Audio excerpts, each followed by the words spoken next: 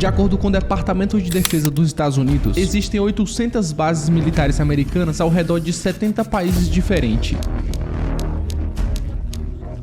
Porém, desde novembro de 2021, quando o general Mark Milley, que também é o chefe do Estado-Maior americano, disse que a China é a maior ameaça aos Estados Unidos e que os Estados Unidos precisam investir mais em sua defesa, There's no question in my mind that the biggest geostrategic challenge to the United States is going to be China. That I have no doubt at all. os americanos estão aumentando sua presença no mundo além dessas 800 bases militares e aumentando principalmente nas regiões vizinhas à China.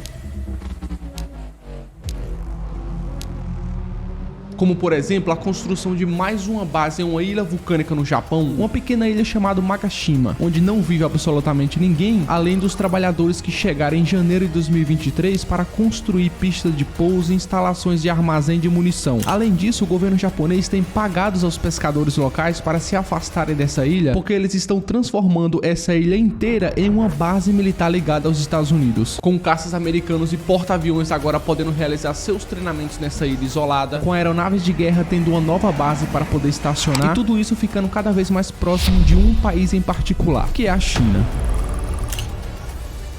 第二个百年奋斗目标进军的关键时刻。 Porém, Magashima é apenas uma das muitas ilhas que estão sendo carregadas com equipamentos militares dos Estados Unidos. O Senado americano aprovou um gasto recorde de 858 bilhões de dólares para os americanos aplicarem sua defesa no ano de 2023, sendo que parte dessa fortuna está sendo destinada especificamente para aumentar a presença militar dos Estados Unidos e assim cercar cada vez mais a China, que já foi classificada como uma ameaça. Mas por que mais especificamente a China é uma ameaça para os Estados Unidos e por que os americanos estão cercando militarmente a China? Bom, é o que veremos nesse vídeo.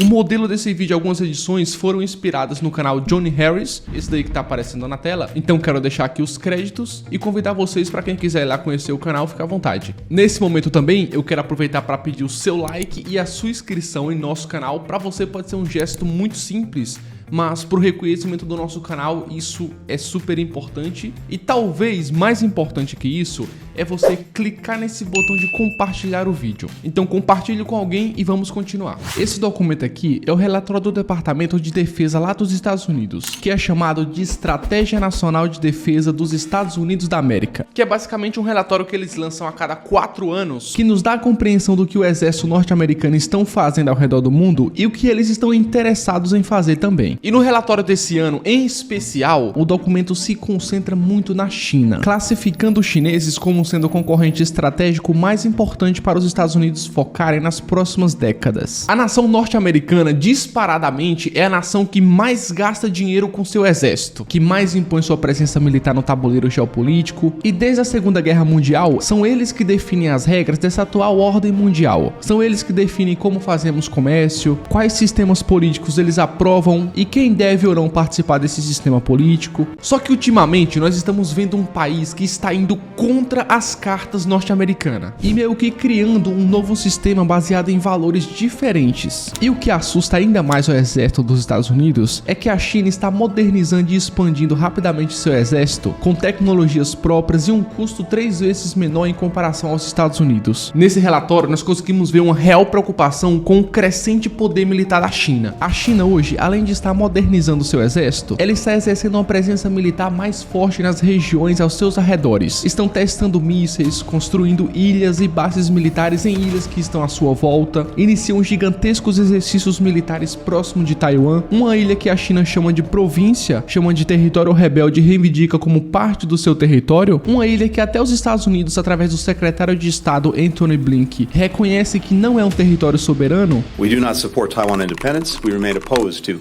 any unilateral changes to the status quo. Enquanto também é uma ilha onde os norte-americanos e o resto do mundo obtêm quase todos os seus microchips avançados. E por conta disso também, Taiwan acaba sendo um local extremamente estratégico para os Estados Unidos. Porém, o líder chinês Xi Jinping já prometeu que iria reunificar Taiwan à China. 以和平方式实现祖国统一，最符合包括台湾同胞在内的中华民族整体利益。E quando os Estados Unidos olha para o potencial da China, automaticamente a China passa a ser o único país que tem o poder de realmente desafiar a ordem global liderada pelos Estados Unidos há mais de 70 anos.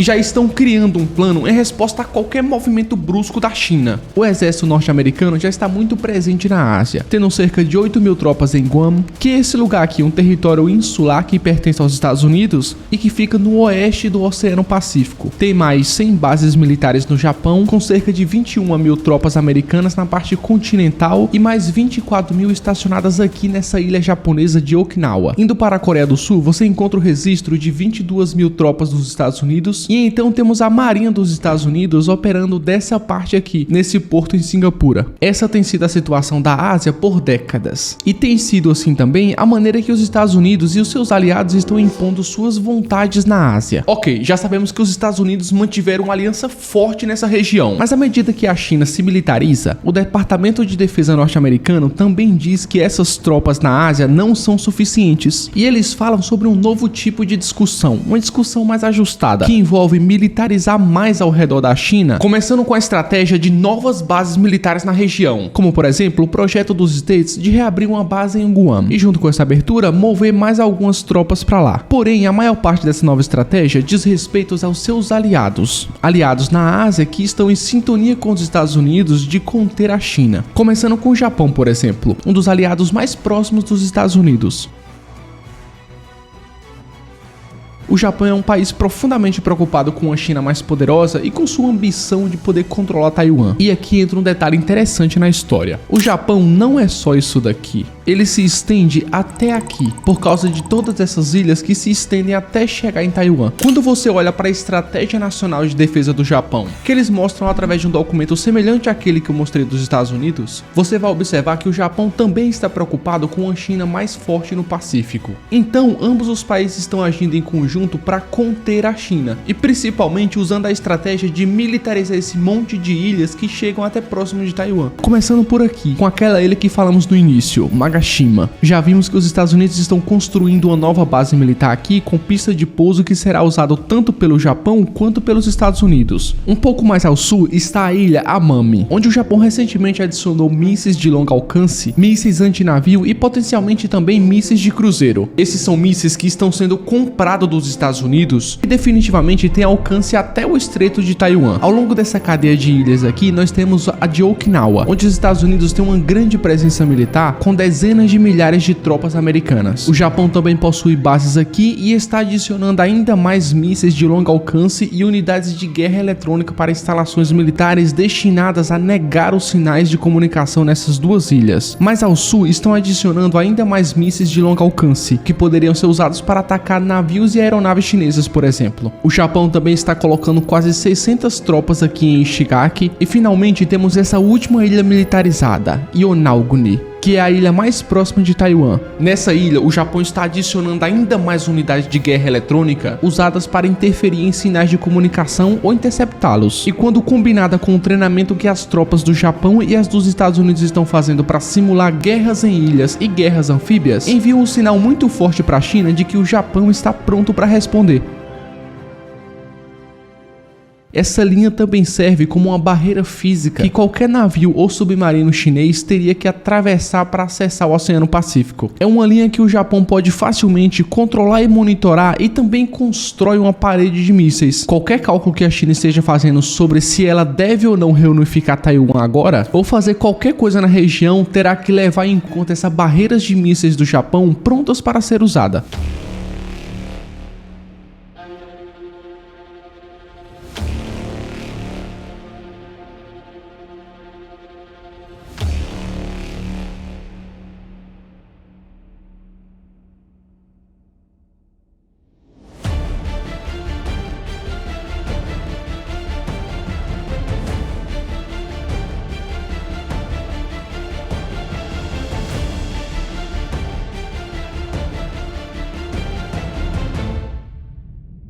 Em geral aqui, galera, essa presença militar aumentada nessa cadeia de ilhas dá ao Japão e por extensão aos Estados Unidos também a capacidade de monitorar as comunicações e os movimentos das tropas chinesas. Também lhes dá a capacidade de posicionar tropas e suprimentos em toda a região, o que seria uma gigantesca vantagem logística em caso de conflito, por exemplo. Mas tudo isso vem com um custo enorme. O Japão, que depois da Segunda Guerra Mundial se tornou uma nação mais pacífica, sem um grande exército, está planejando dobrar seus gastos militares com defesa, gastando muito mais agora na compra de armas do que nunca. E fortalecendo ainda mais os laços com os Estados Unidos, 97% dessas armas compradas pelo Japão vem de onde? Dele, dos Estados Unidos da América.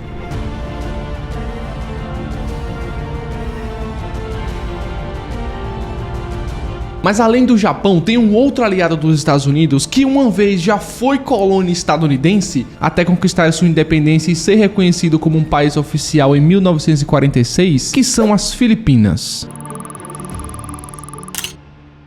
E ficando bem pertinho ali de Taiwan e do Mar do Sul da China, os filipinos e os chineses andam tendo muito atrito ultimamente. O tempo inteiro sai notícias de que navios da China interceptaram o navio filipino. Então, nessa linha, os Estados Unidos chegaram com um jeitinho para as Filipinas, oferecendo sua ajuda militar, falando que estão alinhados nos mesmos interesses que as Filipinas, que seria lutar contra uma China mais poderosa nessa região. Então, como as Filipinas são uma nação muito menor do que a China, que não tem nem de longe uma marinha do mesmo porte que a marinha chinesa, os filipinos escolheram se associar ao seu antigo colonizador, na qual está alinhado com o mesmo interesse de repelir a China. Com isso, desde 2014, as Filipinas estão abrindo espaço em seu território para que os Estados Unidos voltassem com sua presença militar na região, podendo enviar tropas americanas para as Filipinas, construir quartéis e outras instalações militares em território filipino. E essa estratégia de militarizar a área continua ao redor do Mar do Sul da China, como por exemplo, mais presença militar aqui em Singapura. Só que talvez a estratégia mais significativa envolve uma aliança ainda maior, um pacto militar com países maiores. Eu estou me referindo do Pacto Militar AUKUS.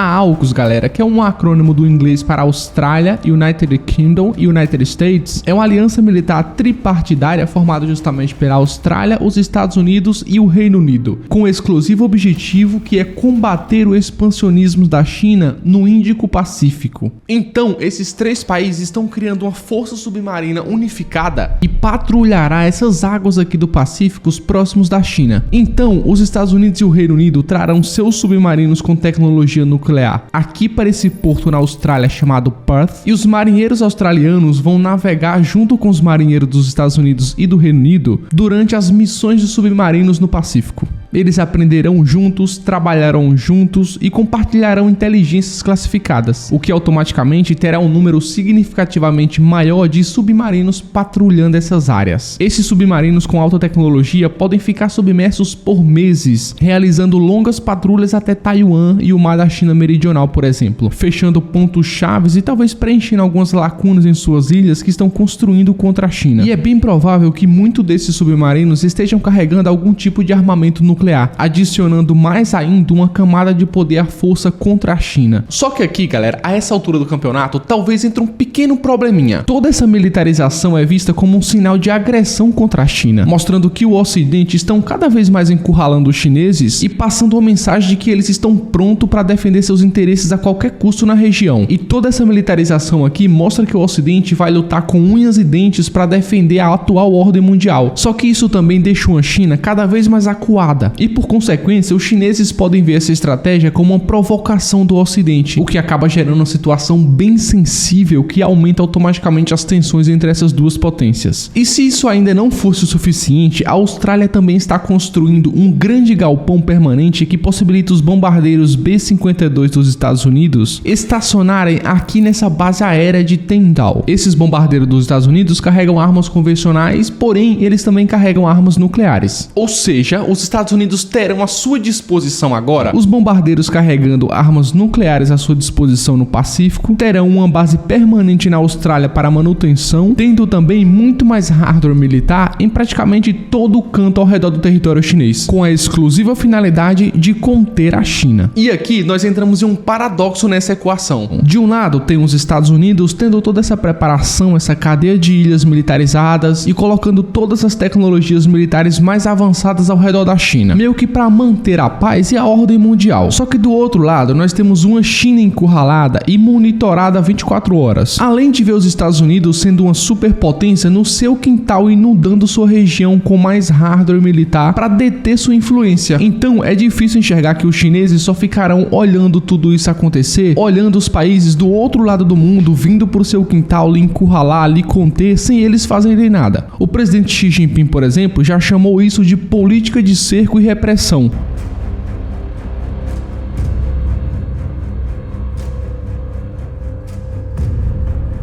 O ministro das Relações Exteriores chinês já disse que seria quase impossível a China não retaliar toda essa movimentação. Então, antes que todo esse plano de contenção à China seja totalmente implementado, talvez tenhamos algumas reações inesperadas da China.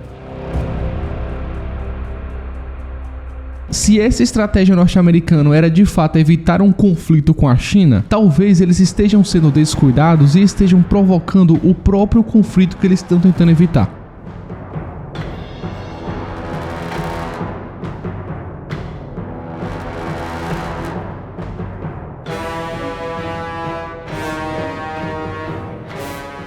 Muito obrigado por você assistir esse vídeo. Eu estou super animado para ver o debate aqui nos comentários. Vamos interagir com respeito, tá? Importante. E não esqueça de se inscrever no canal mais uma vez, beleza? Então, até o próximo vídeo e um grande abraço.